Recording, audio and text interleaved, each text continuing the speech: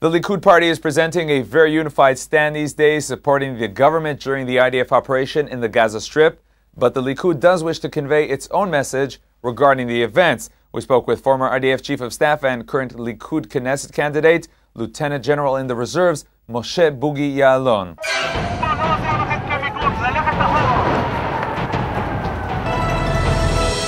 Shalom, Yoni.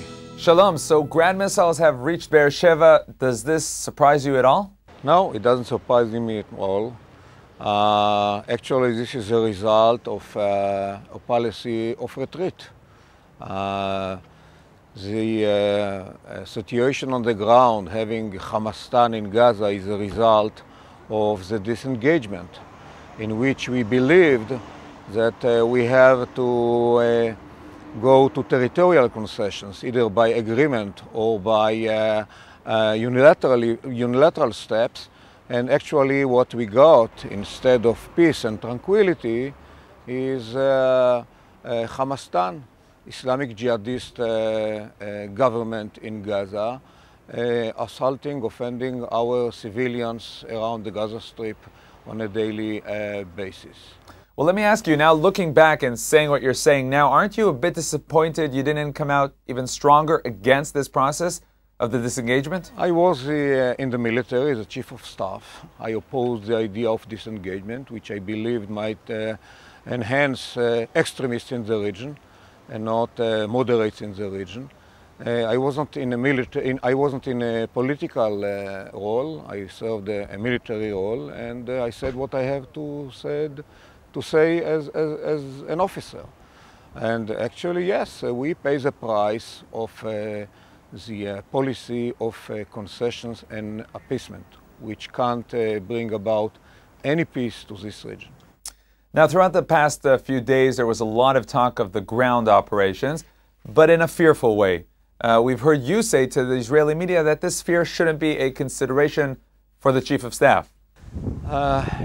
In the current situation, talking about the Israeli society, we have reached a very dangerous point in which we are not ready to absorb casualties when it comes to the military, and we absorb civilian casualties. And the role of the army is to defend the civilians and not vice versa. And it's a question of leadership.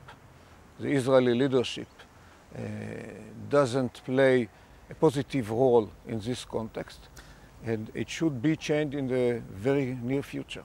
Now, until the missiles hit Be'er Sheva last night and this morning, there was a lot of talk about the ceasefire. It seems that this talk is halted following the attack on Be'er Sheva.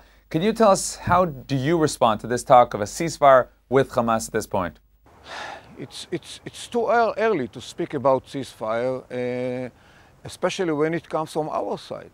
They should ask, they should cry for ceasefire as a result of our military action. And what is going on in the last 24 hours in our side is very frustrating. So would you say a ground operation is inevitable? For the military, the IDF is very capable to execute any order made by the political echelon. And it's up to the political echelon to decide what should be the military action, and of course what should be the political goal, objective of this operation. And the problem is in the political echelon now.